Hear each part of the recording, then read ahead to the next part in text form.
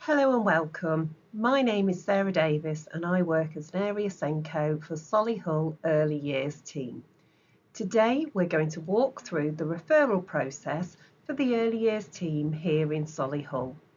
This session is especially for parents and carers who want to understand how support is accessed for young children with additional needs and what to expect at each stage of the process. The Early Years team is part of Solihull's Education Services. Our role is to support the education of children under the age of 5 who have significant special educational needs and who are not yet in their reception year. Our support will be provided where your child receives their education, so we can visit children in their homes or in their early years settings such as nurseries, preschools or childminders. We also run stay and play sessions in local family hubs, which are informal, friendly spaces where children can play and parents can continue to get advice and support. There are two key roles in our team. First, we have Inclusion Support Practitioners, or ISPs. They mainly support children who are not yet in nursery or who are just starting out. Their work often involves home visits and helping families to prepare for the transition into early education. ISPs will help you with strategies and knowledge so you can support your child's development at home. The sessions are practical, supportive and tailored to your child's needs. Second, we have the Area Senkos. They work directly with early years settings across Solihull, helping staff to support children with high levels of need. Their role is more about building the setting's capacity to be inclusive.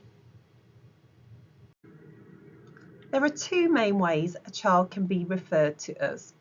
For ISPs, the referral is made through an early years TAC form.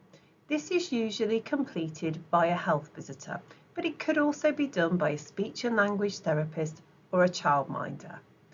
For Area Senkos, the referral must come from the nursery's own Senko. This is because the Area Senko supports the setting, not the child directly.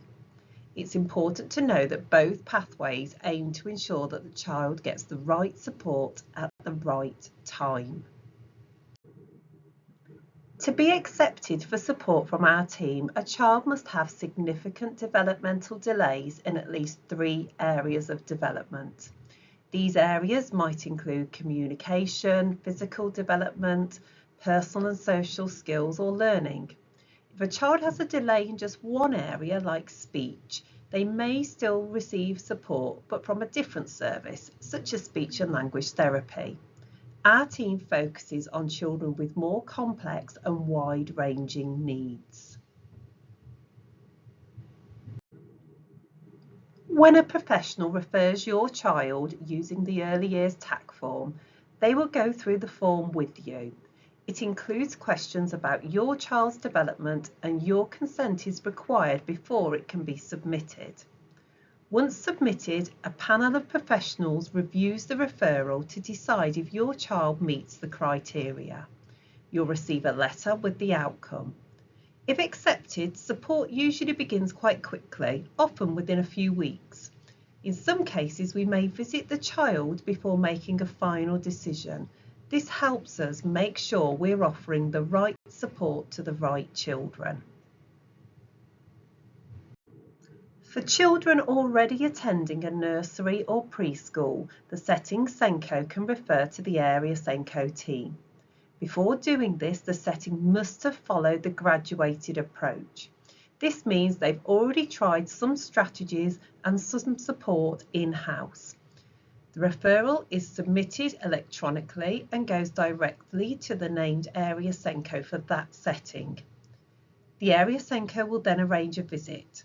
There's no formal waiting list, but visits are scheduled based on when your child is in the setting, so there may be a short wait until that first visit.